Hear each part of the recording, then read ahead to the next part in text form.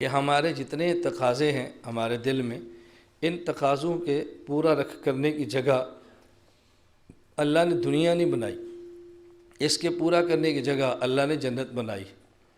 میں اس پر 3-4 چیزیں آپ کی خدمت میں عرض کرتا ہوں تاکہ بات سمجھنی آسان ہو، اور یہ بات ایسی ہے جو مذاکرہ کرنے والی ہے اور بار بار کہنے والی ہے اور بار بار سننے والی ہے، بار بار والی ہے کہ ہمارے جو خواہشات کے تقاضے ہیں اللہ کہاں پورے کریں گے، اس کو سمجھیں اور پھر دوسروں کو سمجھائیں۔ اللہ کا شکر ہے ہم جس معاشرے میں رہتے ہیں داڑھی رکھنے میں ہماری عزت ہے، ہمارا اہل علم سے تعلق ہے، ہم داڑھی نہ رکھیں تو ہماری ذلت ہے، تو ہماری تو ظاہری عزت بھی داڑھی رکھنے میں۔ اب دیکھو اللہ نے ہمارے لیے داڑھی رکھنا کتنی آسان کر دی ہے، یعنی ہمارے لیے داڑھی رکھنا کتنی آسان ہے۔ اب میں داڑھی اگر اللہ نہ کرے، اللہ تھوڑی سی کٹوا بھی دوں، تو آپ میں سے کتنے لوگ ہیں جو ہمیں چھوڑ کے چلے جائیں گے؟ اب ہم تو اس لیے آتے تھے کہ نیک آدمی ہے، اس نے کیا تماشا شروع کر دیا ہے۔ تو ہماری تو ظاہری عزت بھی اس میں ہے کہ داڑھی رکھیں، یہ اللہ کا ہم علماء پر کتنا احسان ہے۔ ہماری تو عزت اس میں ہے کہ ہم پگڑی یا ٹوپی کا استعمال کریں، تو ہماری ظاہری عزت بھی خدا نے اس سے رکھ دی ہے۔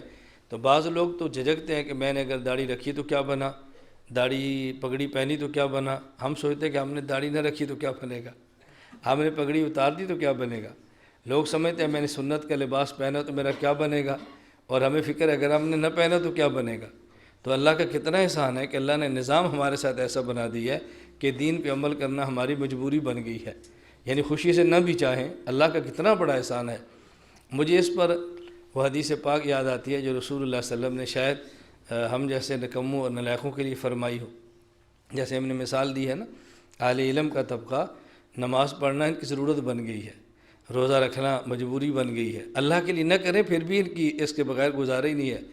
رسول اللہ صلی اللہ علیہ وسلم ارشاد فرماتے ہیں، رسول اللہ صلی اللہ علیہ وسلم، کہ بعض لوگ ایسے ہیں کہ جو جنت میں نہیں بھی جانا چاہیں گے تو اللہ ان کو زنجیروں میں جکڑ کے جنت میں بھجوائیں گے۔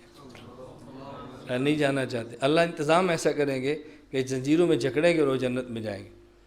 ایک کافر سردار ہیں، جنگ میں گرفتار ہوئے اور آگے ان کو مدینہ منورہ مسجد نبوی کے ستون کے ساتھ باندھ دیا گیا۔ کہا میں نہیں کلمہ پڑھتا، ڈٹ کے میں نہیں پڑھتا، فرمایا باندھ دو ان کو۔ سردار سے باندھا، اور سرداری بھی تھی، اکڑ بھی فون بھی تھی اس کے اندر، نہیں پڑھتا۔ کچھ دن گزرے تو کہا ان سے پوچھو ذرا کلمہ پڑھتا ہے یا نہیں، تو انہوں نے کہا تم جانتے ہو تم نے کس کو گرفتار کیا ہوا ہے؟ فرمایا ابھی اس کو رہنے دو، ٹھیک ہو جائے گا۔ کچھ وقت گزرا، پھر کہا ابھی اس سے پوچھو، اب تھوڑا سا دماغ ٹھیک ہوا تو پھر اس نے یہ بات کی، یہ دیکھو سردار آدمی ہوں، کلمہ پڑھو گے نہ مجھے چھوڑ دو گے، احسان کرو گے تو ہم بھی تمہارے اوپر احسان کریں گے۔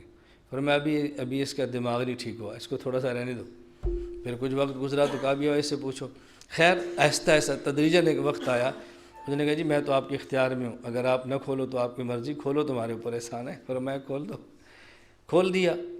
خیر وہ گئے، غسل کیا اور کہا جی مجھے کلمہ پڑھاؤ، اور کہا یا رسول اللہ میرے دل میں اسلام تو پہلے ہی اتر گیا تھا، میں چاہتا تھا کلمہ پڑھوں، لیکن چونکہ سردار آدمی ہوں تو میں ڈرتا تھا کہ لوگ کہیں گے اس نے گرفتاری کے ڈر سے کلمہ پڑھ لی ہے، میں ڈرتا تھا کہ لوگ کہیں گے اس نے زنجیر کے ڈر سے کلمہ پڑھ لی ہے، تو میں اس لیے چاہتا تھا کہ میں کھلوں اور پھر کلمہ پڑھوں، بس میں یہ چاہتا تھا، لیکن چلو ایسا موقع نہ ملا، میری خواہش اصل میں یہ تھی۔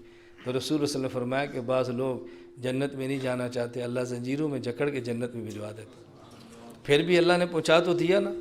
تو میں یہ عرض کر رہا ہوں کہ ہمارا تو کتنا بڑا ہم اہل علم پر اللہ کا انعام ہے، اللہ کا احسان ہے کہ اللہ نے دین پر عمل کرنا ہماری ایک ضرورت بنا دی ہے، ہماری مجبوری بنا دی ہے، کتنا اللہ کا احسان ہے۔